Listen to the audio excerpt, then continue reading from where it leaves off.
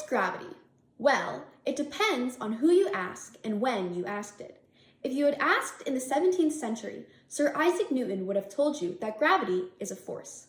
Things in the universe have mass, and all masses exert attractive forces on each other. This is Newton's model of gravitational attraction. But if you had asked in the 20th century, Albert Einstein would have told you that gravity isn't a force at all. Instead, a baffling phenomenon that would leave the world in utter shock and place Einstein in a world of eternal fame amongst the greatest scientists of all time. And we are going to learn about Einstein's infamous discovery in this episode of my new series on Einstein's theory of relativity. Gravity is recognized as one of the four fundamental forces alongside the strong, the weak, and the electromagnetic force. Gravity is the weakest out of the four fundamental forces, but it can act over a theoretical infinite range of distances. For a while, we've understood gravity from a Newtonian perspective. Newton discovered that the phenomenon that causes an apple to fall from a tree is the same phenomenon that causes the moon to orbit around the Earth. Newton's law of universal gravitation can be represented by the following equation, where F is the force of gravity, G is the gravitational constant, m1 is the mass of object 1, m2 is the mass of object 2, and r is the distance between the two objects. This equation tells us that the force of gravity acting between two objects is proportionate to the mass of the two objects, but inversely proportionate to the square of the distance between the two objects. This equation tells us that as the mass increases, the force of gravity acting between two objects also increases. However, if the distance between the two objects increases, the force of gravity will decrease greatly. The gravitational constant used in the equation is relatively small compared to a constant used in a similar equation that calculates the electric force between two charges. Newton believed that gravity was a force that pulled objects inward towards the center of the Earth. Newton's model tells us that gravity is a force that acts along a line connecting the center of mass between two objects. Newton had amazing, radical ideas that would revolutionize science forever, making him commonly spoken of as a giant in physics. His theory of gravity was great, but there was an issue that would only be solved hundreds of years later by none other than Albert Einstein. Newton's model told us that gravity was a force that acted instantaneously between two objects that had mass. This is famously known as action at a distance. Newton's model assumed that two objects could exert instantaneous gravitational forces on each other at any distance. This includes the Earth and the Moon, or myself and the objects around me. And he assumed that this could be done with no physical medium actually transmitting this force. At the time, the known laws of physics corresponded to forces requiring transmission or mediation through a medium. For example, the electromagnetic force required fields in order to be transmitted. However, Newton's theory lacked this pair of force and medium for gravity.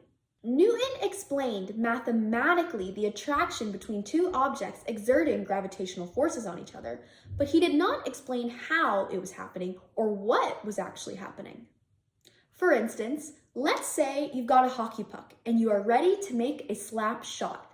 You want to make this one a powerful one, so you draw your stick back and you send it for the puck. Well, it's the instance that your stick actually touches your puck does it cause the puck to aim straight for the net.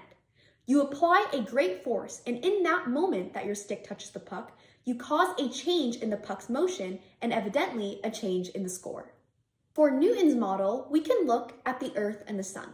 We know that they are exerting gravitational forces on each other, but how is this force being transmitted? This isn't like when you hit the hockey puck with the stick.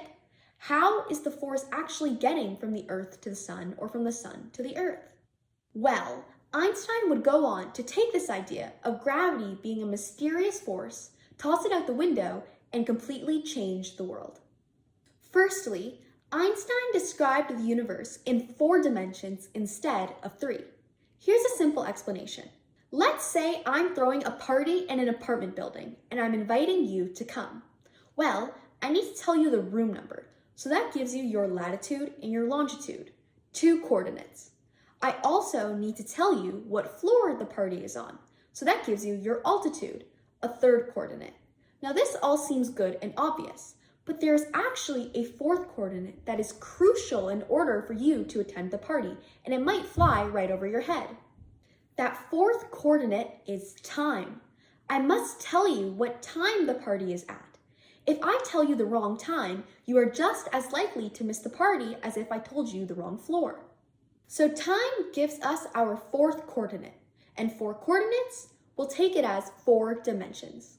To understand what Einstein had imagined for gravity, let's start by picturing a globe.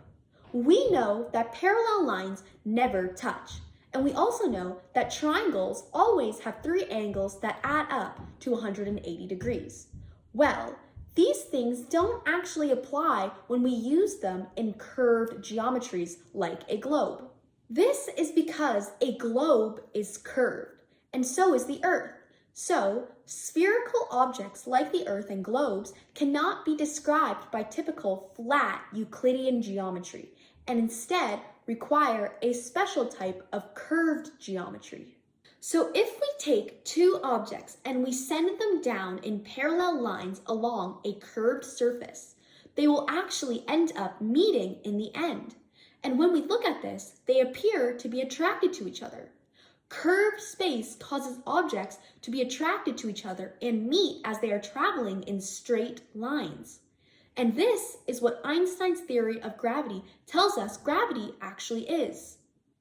So instead of the shortest distance between 2 points being a straight line in curved space, the shortest trajectory an object can take in curved space is known as a geodesic. So we just saw that the curvature of space causes the gravitational attraction between 2 objects. But what is causing this curvature of space? Well, Einstein tells us that mass and energy within the universe actually curve space and time around them.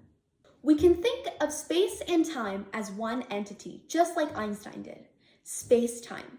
And space-time can be thought of as the fabric of the universe. And the mass and energy within the universe actually causes this fabric of space-time to curve and warp around it. This causes the gravitational effects we've always observed. The example I have just showed you is a great help in understanding the effects of general relativity. However, it is only 2-dimensional, making it inaccurate to what's actually occurring in the universe. It would look something more similar to this, but this is much harder to picture and understand. This model is more accurate because it shows that space-time would be curved all around the massive object, rather than just underneath it, like a simple trampoline being warped or a piece of fabric. But nonetheless, the example is a great way of picturing Einstein's model of gravity. So we know objects curve space-time around them, while more massive objects will actually curve space-time more dramatically, as well as more mass-dense objects. With Einstein's new theory, action at a distance was no longer a blurry area of gravitational models.